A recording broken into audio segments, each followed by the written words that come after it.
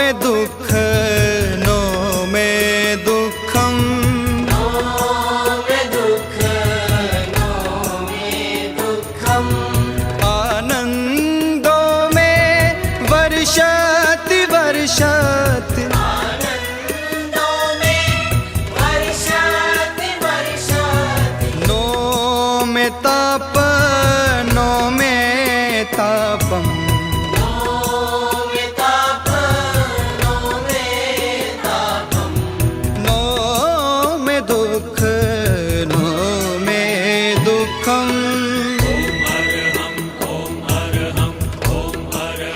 No में दुखम अर्थात मुझे कोई भी दुख नहीं है कि इस तीसरे अंक में आप सभी का स्वागत, अभिनंदन। पिछले अंकों में जैसा कि आपने देखा कि देश विदेश से सैकड़ों लोग अपने दुखों को दूर करने के लिए भारत की ओर अग्रसर हो रहे हैं। रूस की डॉक्टर गैलिना जो कि एक न्यूरोसर्जन थी। This is realize how to explain that the human body is not only body, and the doctors very seldom feeling that the body is not only body. Something very necessary point what doctor also have to understand. It is not only nervous system, it is not only signal system what we are understanding like a neuron and like that. रूस की doctor Galina के अनुसार मानव का शरीर मात्र हाड़, मांस और स्नायु का तंत्र नहीं है, इसके अलावा भी कुछ है। क्या है ये कुछ? जर्मनी के ग्रेडियस दंपत्ति को दिन में ही भारत और खासकर राजस्थान की भ्रांति हुआ करती थी। I had a vision, a cloud. There was an airplane. It was a Rajasthani landscape. Don't ask me why. I knew it was Rajasthan. I knew it. It were the colors of Rajasthan, women's clothes, and also there was a small mountain with a temple on it. She was dreaming about India in the day. She had a vision. So I know a lot about vision. I had my own visions all my life long, and she said, unbelievable, I see a mountain, I see a desert, and I said, oh yeah, do you? हमने ये भी चर्चा की थी कि दिल्ली के कुतुब मीनार से लगभग 3 किलोमीटर की दूरी पर और छतरपुर मेट्रो स्टेशन से लगभग 300 कदम की दूरी पर स्थित है आध्यात्म साधना केंद्र, जहां पर ऑल इंडिया इंस्टीट्यूट के चिकित्सा विज्ञानियों ने यहाँ की विशिष्ट प्रेक्षा ध्यान पद्धति पर अनुसंधान किया। अब हम बात करेंगे दुखों की और दुखों के उन्मूलन की। रोग दुख का कारण नहीं है, दुख का कारण है व्यक्ति की सोच। भाव और रोग, शरीर तो बेचारा माध्यम है, उसे तो भुगतना पड़ता है। मन में ईर्ष्या का भाव आया और पेट में थोड़ा व्रण हो गया, प्रतिक्रिया का भाव या असहिष्णुता का भाव आया और शरीर में गांठें हो गई, ग्रंथियां हो गई। जितनी बड़ी बीमारियां हैं शरीर में होने वाली, उन पर हम विचार करें तो सीधा संबंध भाव के साथ जुड़ता है। ऋतु जनित बीमारियों को हम छोड़ दें, कुछ बीमारियां ऋतु जनित होती है।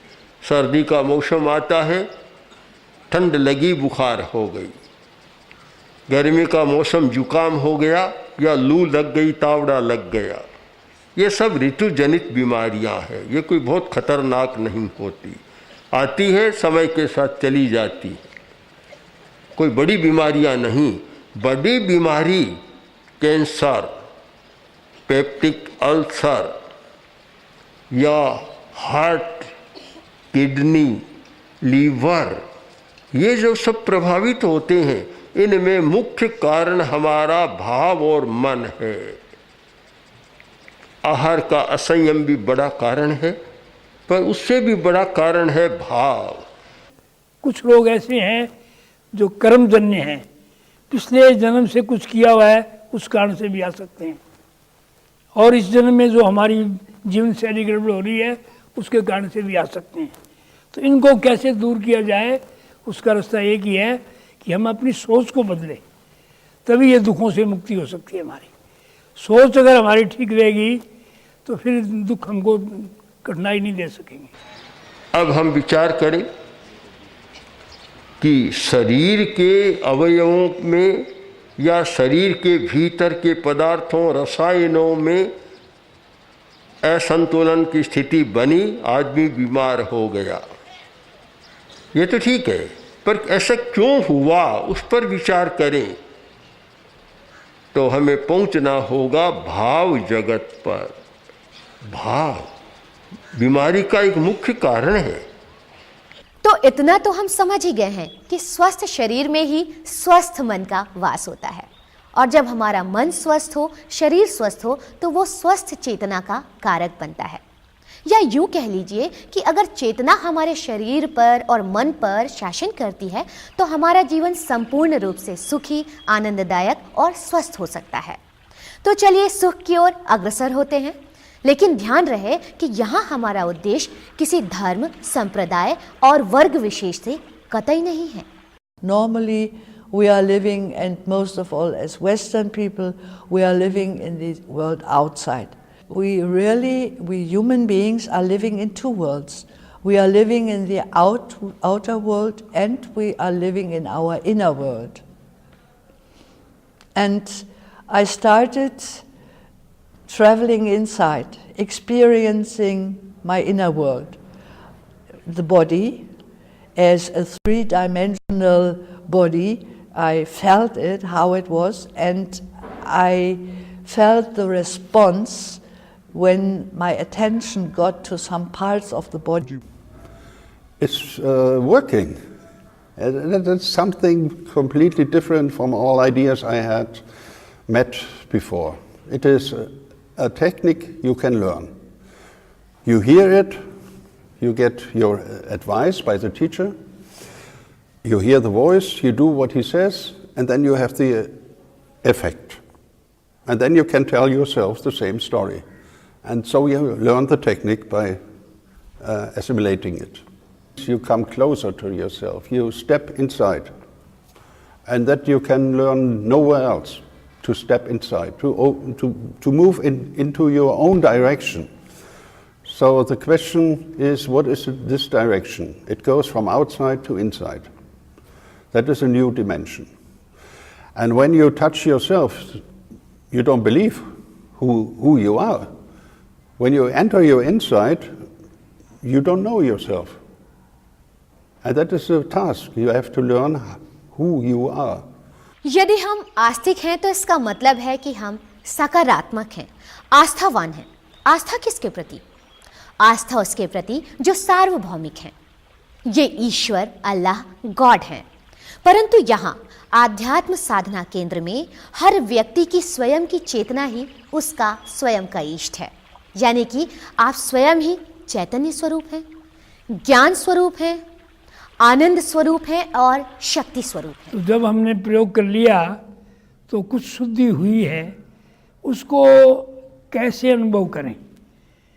तो आत्मा में हमारी जितनी शक्तियां हैं, हम आत्मा का हमने अभ्यास किया, आत्मा को जाना, तो आत्मा क्या है? मैं चैतन्य स्वरूप हूँ। माने जो मेरे शरीर में चैतन्य है वो आत्मा के कारण से है। आत्मा है वो चैतन्य स्वरूप है, इसलिए मैं चैतन्य स्वरूप, ज्ञान स्वरूप हूँ। ज्ञान आत्मा का एक लक्षण है। तो मेरे में ज्ञान है, मेरे में आत्मा है, इसलिए मैं ज्ञान स्वरूप हूँ। आनंद स्वरूप हूँ, ये आत्मा का एक गुण है, आनंद का। तो मेरा आत्मा हूँ तो मैं आनंद स्वरूप हूँ। और शक्ति स्वरूप हूँ, आत्मा में अनंत शक्ति है, अनंत ज्ञान, अनंत आनंद, अनंत शक्ति आत्मा के अंदर में है। इसका मेरे में है तो मैं इसका हूँ, मैं इसका अनुभव करता हूँ, मैं हूँ। अगर ये बात हमारे अनुभव में आ जाए तो फिर हम न तो दुखी होंगे, न ज्ञानी रहेंगे, न हमारे कुछ भी माने समस्या रहेगी। इसलिए इनको हम ग्रहण करके अपनी स्थिति को पुष्ट करते हैं कि मैं आनंद स्वरूप हूँ, ज्ञान स्वरूप, मैं आत्मा के साथ हूँ। तो ये इसका मेरे भीतर में है, सागर लहरा रहा है इसका, ज्ञान का, दर्शन का, आनंद का, शक्ति का, ये मेरा सागर लहरा रहा है। तो अब उसका साक्षात्कार मैं किया है, इसलिए मैं बहुत आत्मा को मैंने जाना है, तो मेरा ये खूब आनंद से मैं भर गया हूँ। तो ये दुख मुक्ति का सबसे बड़ा उपाय हमारा ध्यान का बनता है कि मैंने आनंद की प्राप्ति कर ली। ये असंभव भी नहीं है और कठिन भी नहीं, किसी भी तरीके का जादू टोना तंत्र मंत्र नहीं, मात्र कुछ दिनों का अभ्यास। शक्ति स्रोतः प्रादुर्भूतम्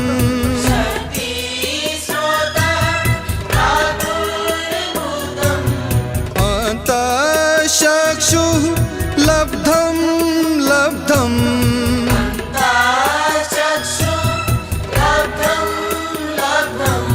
नो मे दैन्यं नो मे दैन्यं